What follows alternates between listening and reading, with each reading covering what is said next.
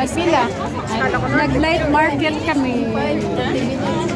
Hindi to araw, gabi night. Sabi sa amo namin. Anong night market?